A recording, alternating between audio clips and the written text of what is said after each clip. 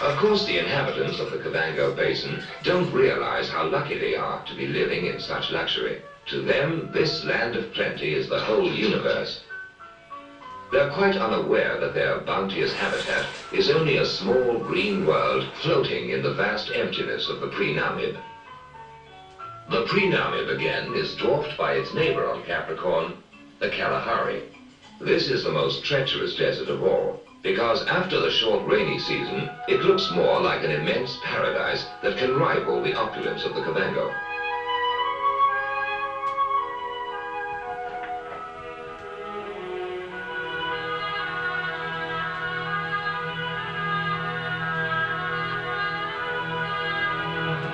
The grass is as high as an elephant's eye, and while the surface water lasts, everybody prospers.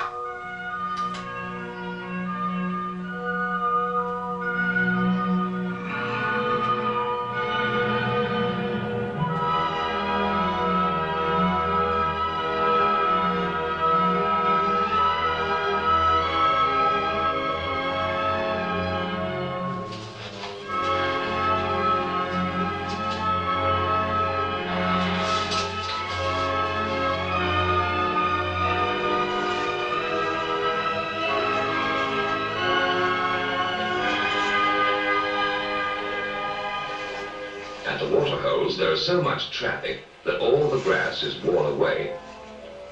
Zebra in their thousands.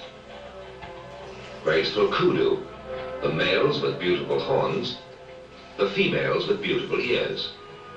Oryx, who unlike their cousins in the Namib, revel in the abundant water.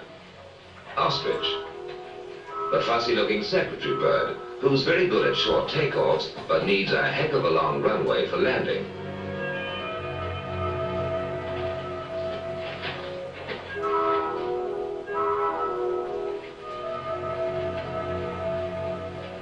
The towering giraffe, who makes the zebra look like toys.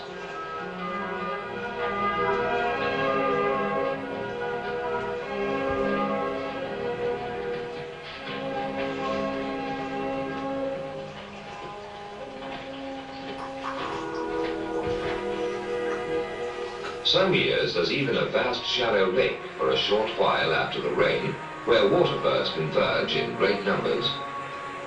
The lake covers 8,000 square miles, but it's only a few inches to a few feet in depth. And most years, a great flock of pelicans establish their breeding colony in the middle of the lake. They look stodgy and comical on the ground and pompous in the air. But on water, they have style and elegance. They gather in flotillas to herd the fish into the shallows, where they dip in a graceful ballet to collect food for their chicks.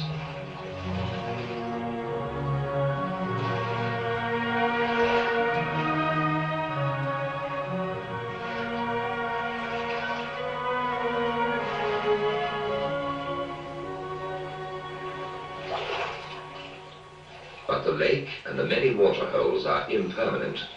Soon the water will sink away into the Kalahari sand, and there'll be a long, grim wait of 9 months or more before the rain comes again.